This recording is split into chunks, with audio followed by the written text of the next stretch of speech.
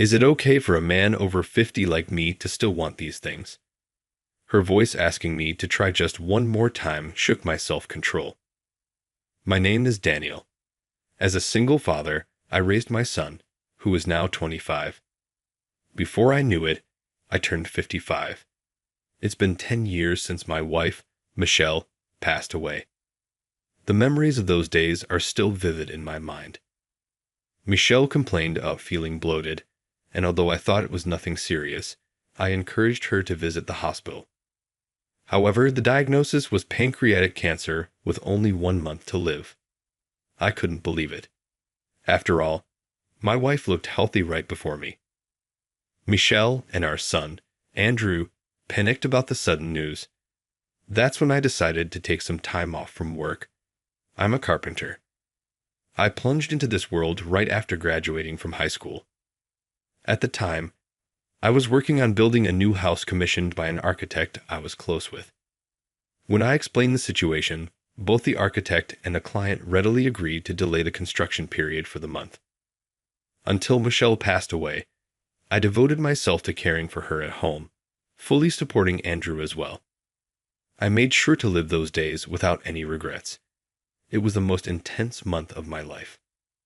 After she passed away and I was organizing her belongings, I found a drawer filled with numerous letters. There were letters prepared for Andrew to receive each year until he turned 20, titled, Dear Andrew. Dear 16-year-old Andrew. Dear 17-year-old Andrew. And even one for when he gets married, titled, Dear Andrew on his wedding day. I found a letter addressed to me as well. I carefully opened the envelope and read it. The list included age-specific gifts she wanted to give Andrew for his birthdays, his favorite recipes, and mine. It even detailed instructions on how to perform various household tasks. How has she written so much without me noticing? After receiving her terminal diagnosis, she was energetic for about a week, but then quickly deteriorated. Perhaps the weak pen pressure in some places was from when she wasn't feeling well. Imagining Michelle writing these letters in pain brought tears to my eyes. On the last page, it was written, Dear Daniel, after I settle in heaven, fall in love again. Nurture love with someone else. I look forward to discussing your wonderful qualities with that person in heaven. I cried.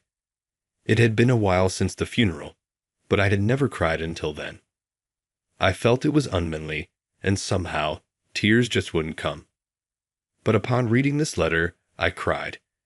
It was probably the most I had ever cried in my life. I couldn't imagine feeling up for romance at all. That letter felt like a final farewell, and I kept it hidden deep in the drawer. Even when I opened the drawer to check what to give Andrew for his birthday, I made sure not to look at that last letter. It's been 10 years since then. Even now, at 55, I don't feel like getting into a relationship. Andrew, now 25, still lives at home. I've suggested countless times that he should consider living on his own. But Dad, I'm getting married, he suddenly announced one day. Despite all my urging for him to move out, the thought of him actually leaving felt lonely. Whether he knew how melancholic I felt or not, he cheerfully shared his news. She's a bit older than me, but she's beautiful. It was love at first sight at a mixer, and I really pursued her. When can I bring her over? He seemed a bit shy, yet visibly happy. I could tell he had found a good partner as the corners of my eyes crinkled with a smile. My work schedule is flexible, so I can make time whenever needed. When I told him to let me know of a convenient day, he quickly left. He mentioned he was going on a date. Is today okay? He asked, but I advised against it since neither I nor his partner were probably ready and sent him off on his date. Really, he has grown into a man who lacks consideration, but I raised him, so maybe it can't be helped. Speaking of which, I remembered there was a gift Michelle wanted to give him for his wedding. For the first time in a long while, I rummaged through the drawer. I hadn't opened the drawer for 5 years since the letters were meant to be given to him only until he turned 20. As I was searching through the drawer, a piece of paper fluttered down. A glimpse of Dear Daniel caught my eye. It was the last page of that letter. The letter that was supposed to be at the bottom of the drawer had fallen out. It was as if it was insisting on something. What could it be? Laughing off the sudden feeling, I put the letter back deep in the drawer. 1 week after Andrew announced his engagement, he brought his fiancée to meet me. "I am Jessica. Nice to meet you." The woman who looked me straight in the eye was 28, 3 years older than Andrew. "It seems you were nervous too, Daniel." Taken aback by her comment, I was momentarily confused. Turning to Andrew, I noticed he was frowning. "Dad, your shirt is inside out." "Ah, shoot." As I scrambled, Jessica burst out laughing. "That's it. I can't handle it. I love how funny you are, Daniel." Her saying, "I love you," caught me off guard. This girl, she reminds me of someone. Especially her smiling face that looked like someone, but who was it? Lately, these things don't come to mind easily. I don't know much about recent pop stars or actresses, but she must look like some celebrity. Deciding to blame it on my age, I stopped trying to figure out who Jessica resembled. "She seems like a fine young lady," I thought as I watched Jessica and Andrew leave through the front door. I spoke to Michelle's photo. "Michelle, don't you think Andrew has caught a fine woman?" She was very classy. "We're going to meet her parents soon. I'll make sure not to wear my shirt inside out then. They say we're going to eat French food. Remember we went just once? The napkins and all those knives were quite a hassle. Her mother is a single mom too. It's good. It would have been hard to face both of them alone." I talked aimlessly and then stood up. It felt like Michelle was smiling a little. On the day of the meal, I checked my shirt carefully and headed to the restaurant in my suit. Andrew was also in a suit, and Jessica wore a beautiful dress. Jessica, who had been checking her mobile phone, turned to me with an apologetic look. "I'm sorry, my mother will be a little late due to work. She wants us to go in first," she said, so we decided to enter the restaurant. The table was set beautifully, with a cream-colored tablecloth, dishes, cutlery, and napkins all neatly arranged. Just seeing this made me a bit nervous. Uncharacteristically, I had studied up on the internet. The napkin, I remembered, goes like this on my lap. As I was about to pick up the napkin, a small shriek from Jessica made me jump. "Hey, what are you doing?" Looking up, I saw Andrew picking up the finger bowl, about to drink the water. But he didn't even understand what he was being scolded for. It seems I should have made Andrew brush up on his manners. "That's not drinking water. Look, this is how you wash your fingers," she instructed briskly.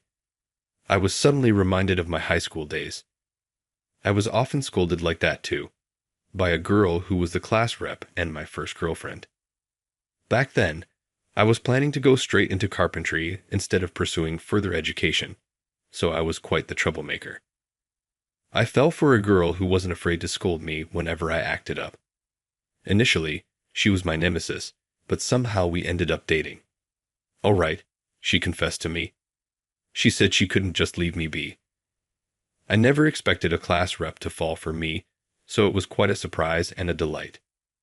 Come to think of it, Jessica's way of scolding is a bit like how she used to scold. Now that I think about it, even her face. Wait, what was her name? As I pondered this, a woman appeared, saying, "Sorry, I'm late." The face I had just been remembering, now slightly marked by wrinkles, seemed like a doppelganger of the woman in my mind, and I couldn't help but exclaim, "Could it be?" Then I recalled the class rep's name and said it out loud, "Nicole." The woman widened her eyes and looked at me intently. Apparently, she didn't remember right away. "It's me, Daniel. Remember from high school." As I began to explain, realization dawned on her face. "What, Daniel? No way." She seemed hesitant to continue, so I took over. "I've grown a bit, haven't I?" I laughed heartily. Nicole blushed. "Sorry, you've, well, not so much getting fat as becoming more robust."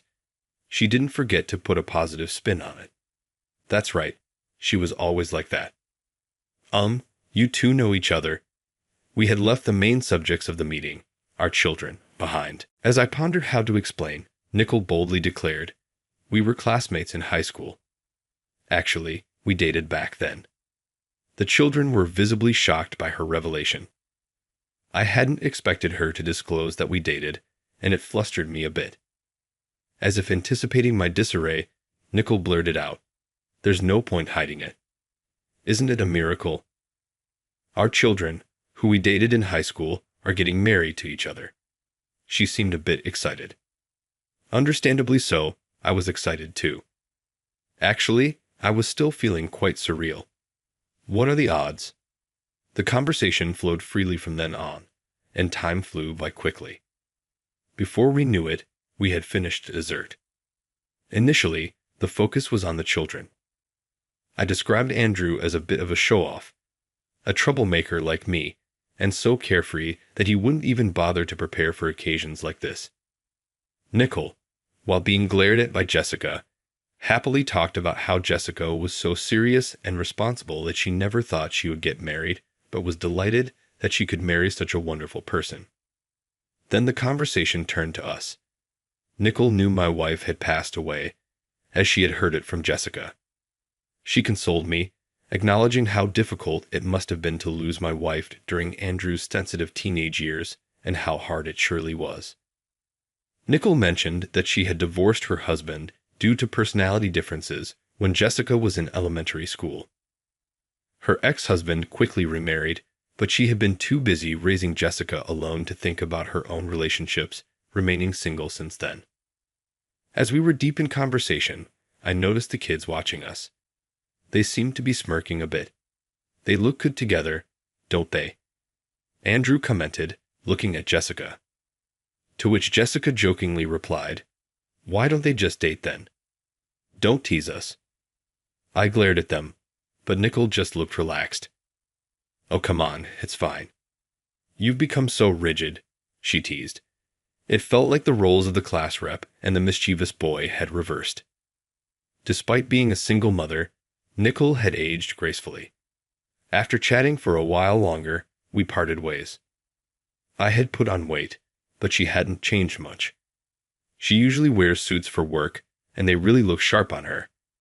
While thinking about this, Andrew and I were walking home. He teased again, "Didn't it seem like there was a good vibe?" At my age, what good vibe could there possibly be? I retorted sharply, but he continued teasing. Hey, could something happen between you two? Furthermore, he added, "Why did you guys break up? It seemed fine."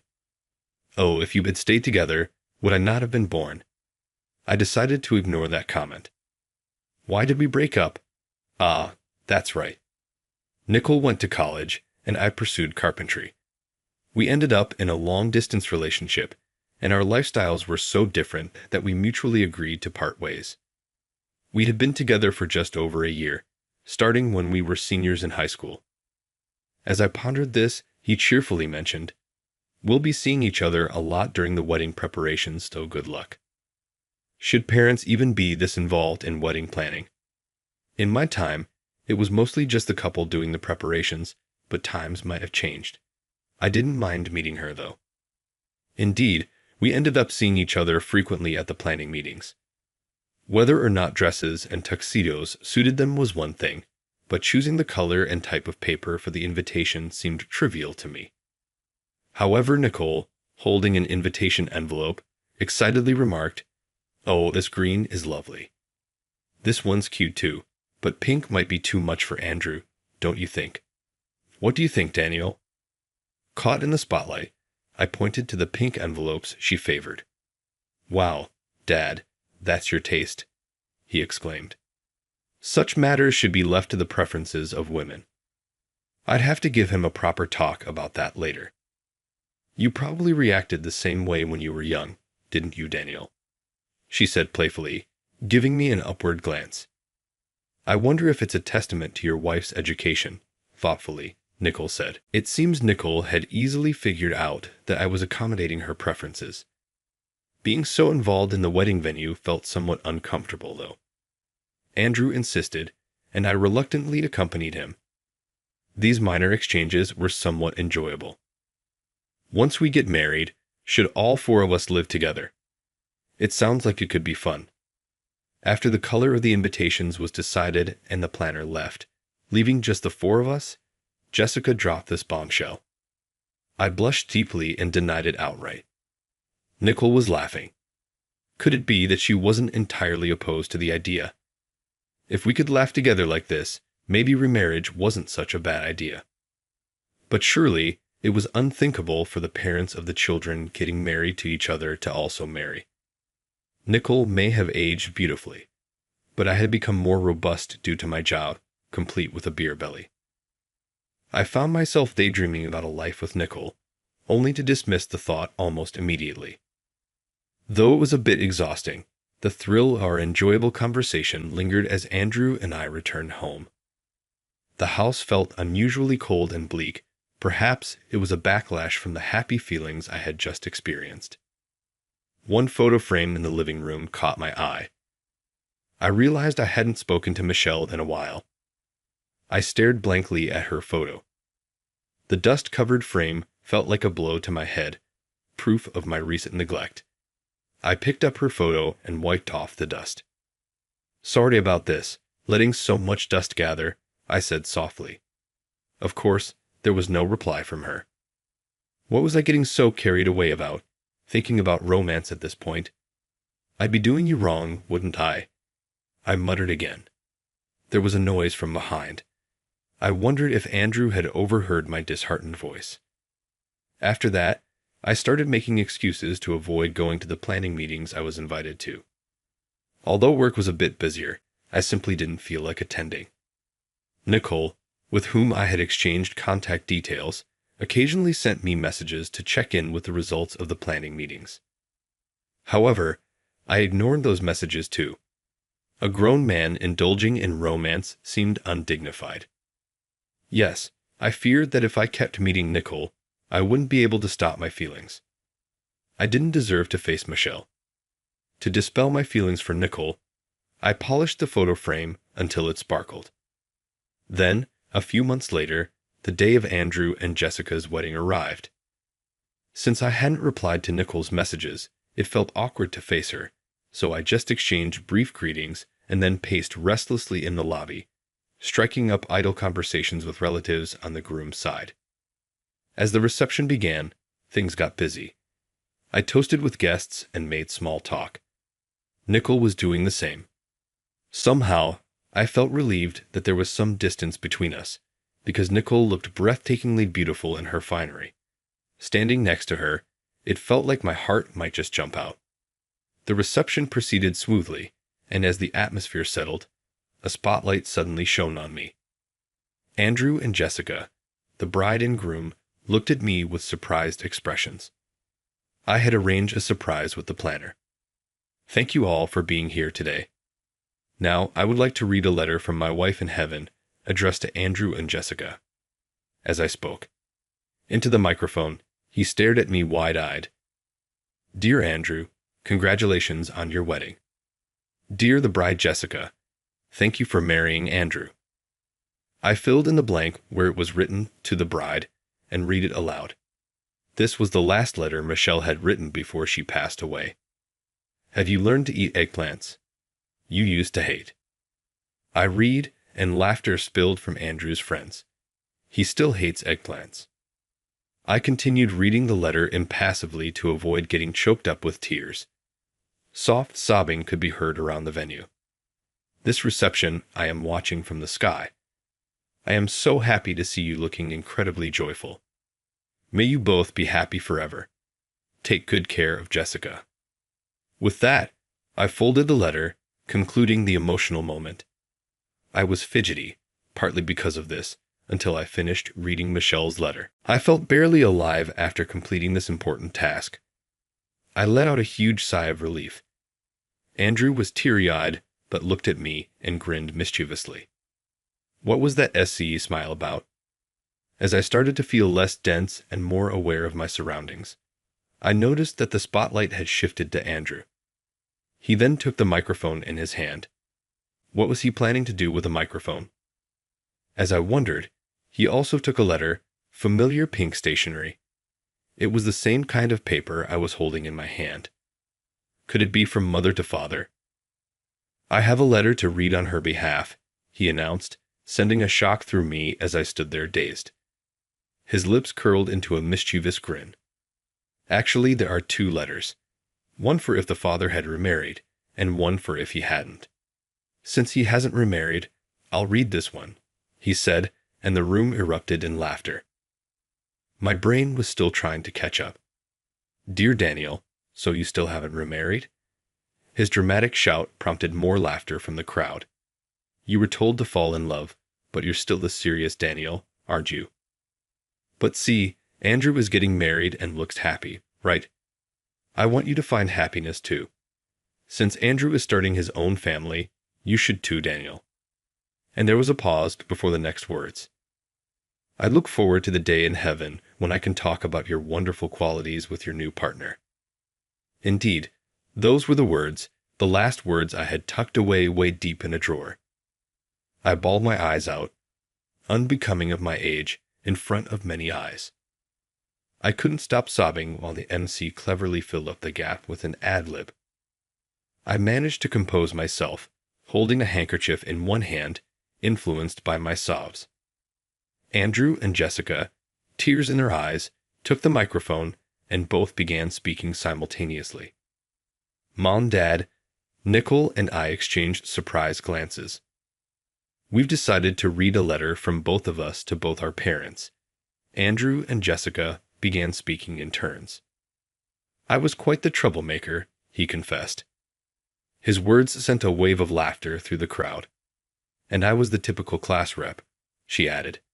This time laughter enveloped the bride's side of the room. "Dad was a troublemaker too."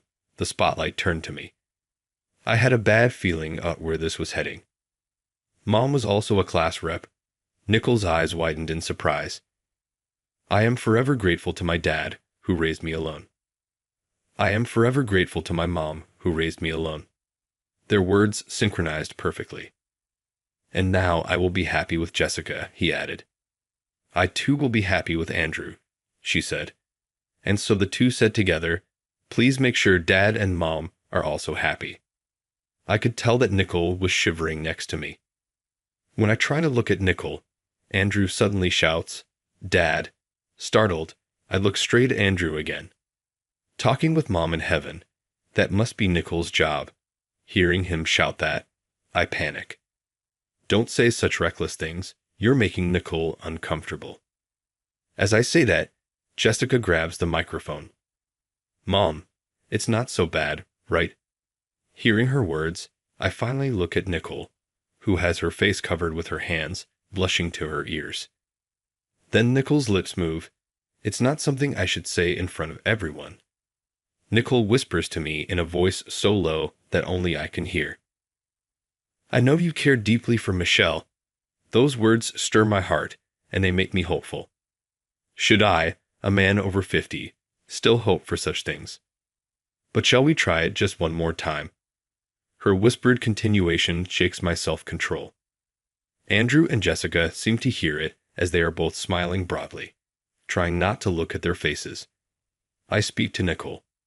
"But it's not fair to Michelle or you." Barely squeezing out the words, "Nicole, Chickles, silly, I'll probably get along famously with Michelle in heaven."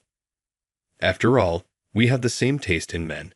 Knocked out by her words, thinking about our children marrying and us marrying too, it's bizarre. Concerned about looking foolish in front of relatives, friends of our children, I let go of all such worries and embraced Nicole. I remember the first time I held her during high school. It was after she confessed her feelings to me.